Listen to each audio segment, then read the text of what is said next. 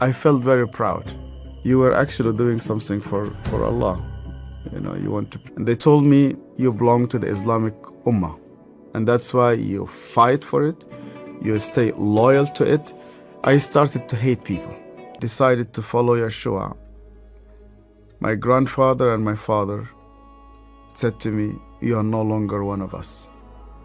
They made a funeral. They invited friends and family. They brought a coffin to the cemetery and they said, our son is dead. Zechariah, he was a nice person.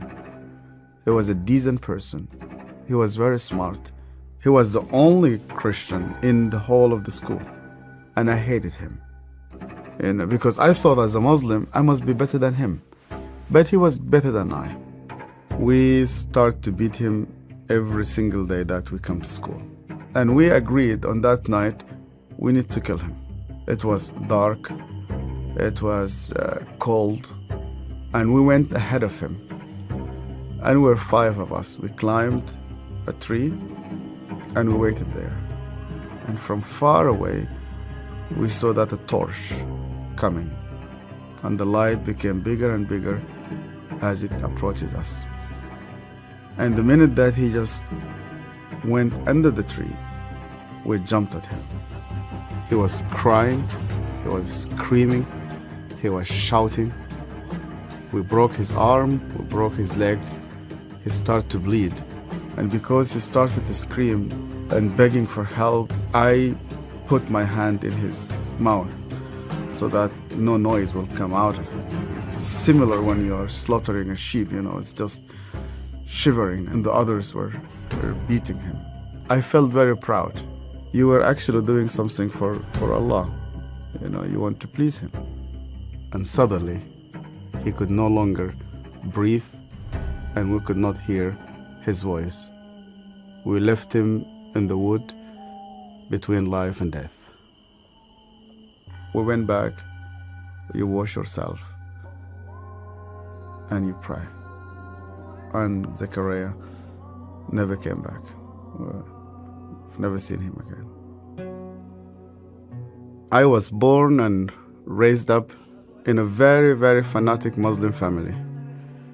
When I was a child, my father brought me to a Quran school. I was only 8 years old, and my father just dropped me there. They shaved my head. We sat in a circle. The Shaykh sat in the middle of this circle, and he has a very long whip. I was forced to memorize the Quran. Every mistake that you do, this whip will just come right in the middle of your head. You're not allowed to cry, because in our culture they tell you men never cry. I was crying every single night. And they told me you belong to the Islamic Ummah. And that's why you fight for it, you stay loyal to it. I started to hate people, to hate everybody who's not a Muslim. And I especially used to hate the Jews. So I was preparing myself to go and fight for Allah in the jihad. But every night I went to bed, and when we put the light off, I did not know what will happen with me if I die. My cousin was severely sick, and the doctors, they said he's going to die. They gave him only a couple of days. And one day came 2 people. They were Coptic Christians, and one of them wanted to greet me, and then I saw he had a cross. And then I pulled my hand back. I said, well, I'm not going to touch a hand with a cross. And then he said to me, we hear that this child is sick. We would like to pray for him. And only out of politeness, I told them, okay. And they started to speak to God like a person that he speaks to his friend. They said, God, please heal this child. The minute that they said, Amen, this child opened his eyes for the first time in 4 weeks. He started to move his hands. He started to speak. He sat down in his bed and he started to walk. And one of those 2 persons who prayed sat down with me And he said to me, you know what?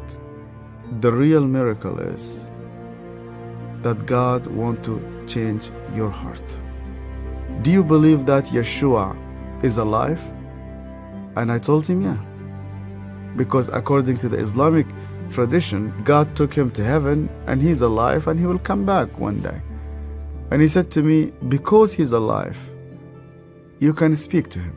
That changed my entire life. And when I started to read the scripture, nobody needed to convince me to love the Jewish people.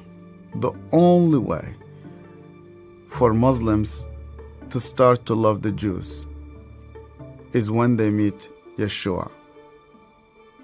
I loved my family, I loved my father, I loved my mother, and I loved my community. And when I decided to follow Yeshua, my grandfather and my father said to me, you are no longer one of us. They made a funeral. They invited friends and family. They brought a coffin to the cemetery and they said, our son is dead. To be declared dead with no family. I said to God, where are you? I heard this voice, and this voice told me, you know that the grave where your name is written, you know that grave is empty. And guess what? My grave is also empty. I went to Egypt for the first time after many years, and I was in a pastoral conference. And one of the Sudanese pastors came to me, it's an elderly man, gray hair, started to speak to me, and he asked me, where did you come from? I told him my story. He started to cry. And then I asked him, why are you crying? And he said to me, do you remember me? My name is Zachariah. And suddenly, I remembered him. The last time I saw him, it was in that dark night. I could hear suddenly the way that he was screaming, even though that was 25 years. Suddenly I started to see his broken arm and broken legs. I started to see the scars which I caused him. I started to be full of shame. I was a bad person, yeah. I was terrible. So Zechariah looked me straight into the eye again and he said to me, Yasser, because you hated me so much, I was always praying for you.